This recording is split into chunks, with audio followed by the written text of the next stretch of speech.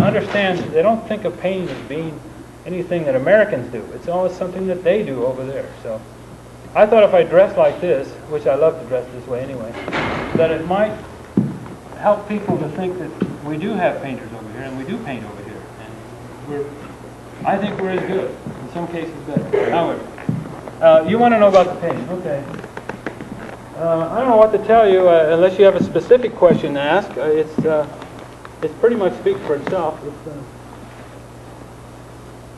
It's kind of going back. I've done an awful lot of paintings. This isn't the only one I did with Shelley. I just took this one little one I did. I worked a whole year with Shelley doing small canvases, easel canvases that I still have at home. But I didn't want to make the slideshow too cluttered, so I just have this one picture here. Yes? Are the figures on the left real painters or European figures? No, there's only three faces in there. Myself 15 years ago, Shelley 10 years from today, and Thomas Albrecht, who is up in the...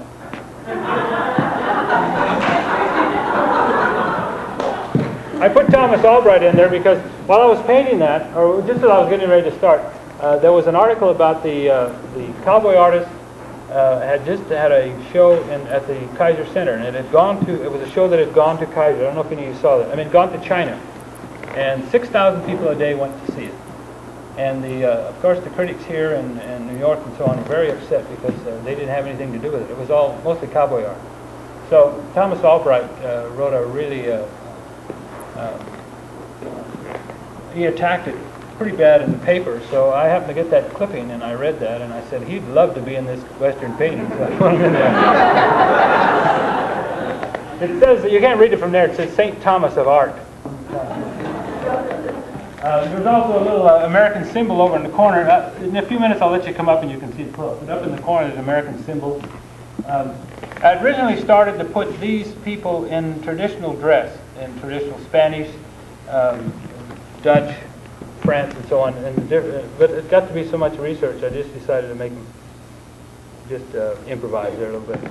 But the point is that fancy clothes that we think of in the Renaissance time are also still worn today by some of us who like fancy clothes. Where did your shirt come from? This shirt, you might think it's custom made, but it's not. This shirt came from Cheyenne, Wyoming. It's an H-Bar-C brand. They're the only people that make these fancy shirts that I know of. I mean, there's some other ones that don't. They're not nearly as nice as these. These are as close as to Roy Rogers as you can get. Can you get them in Oakland? I got this, I think you can get some. I don't know if you can get this exact one, but you can get some in Oakland at Ron Richards. That's where I get a lot of my gear, Ron Richards. French's Hitching Post across the bay. Very good. Green's out here in El Cerrito, San Pablo. Very good. The Levi, these are actually Levi's with the stripe. I did that myself. I don't know if the people are here from Straws to Gold or Gold to Straws. Are they here? Share if you can, if you're here. Are you here? I guess they didn't make it. I told them to come and see this. They helped me. These are Levi's, and it took me about 3 different batches of dye to get them black. And then I stripped them up the side and then sewed them, put the beading in there. There's no secrets about it. Yes? What is the gold and the black? The gold, that's gold leaf. You put it on with, it comes in little sheets, very thin, thinner than tissue paper.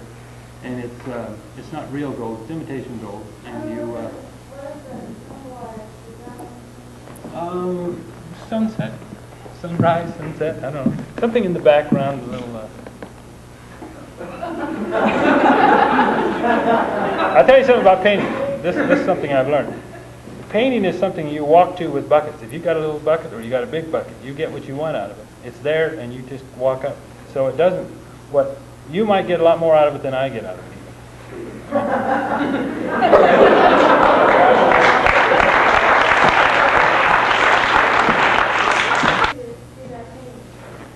Let's see, I guess I'll have to be truthful, or Shelley will tell on me. I think it took me about 3 weeks, something like that. I've often been a little afraid of that. When I did that church, it only took me about a month, and that's a huge wall. Any of you have seen it. It's a great big wall. And people, when they saw it, they thought I must have worked a couple of years on it. And I kind of wanted them to believe that because you look more serious when you spend a lot of time on a painting. But and I really need to be taken serious. I mean, nobody takes me serious. But that took me about 3 weeks, I guess. As I said when I did the church, when someone told me that, I said I could have fallen off that scaffolding and painted on the way down. It just came so easy to me. I just picked up the brush and was painting. It just happened to be that easy for me. And this did too. This came quite fast. Yes, more questions. Come on, I'm just full of answers now. Yeah. There's a lot of yellow in your paintings. Those frescoes were at your house. You know, like yellow. Mostly earth colors. I use a lot of earth colors. Burnt sienna, raw sienna, burnt umber, etc., etc. This is actually the first one I put a lot of other colors in, really, and this is fairly colorful. It's been 10 years since I've painted a painting like this. Those other things you saw in the slideshow of my house were done in 1970 and 71. So, and I haven't done any since I did the church, which was in 1963. 73 is when I finished the church. And this is the first large painting I've done like this since. But I probably will do more. I have some ideas for this type of painting, and I've kind of integrated the Western thought, the cowboy idea, and the religious idea together. So I probably will be doing more. And I hope, actually, I might be working on a movie next year. I sure hope you can come next year to see what I've been up to, because I have a few things I might be doing. One of them is making a movie, which is a Western type movie, but it has to do with painting. Or I might be doing another large painting like this. I'm not sure, but you'll have to come and find out.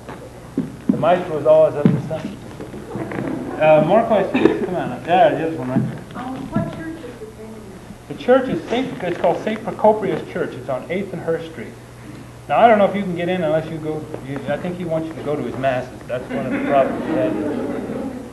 You see, I had a perfect chance to be religious if I wanted to be religious in that sense. I mean, in the traditional sense. But that isn't the kind of religion I'm talking about when I talk about religious painting. Yes, there was another one down here.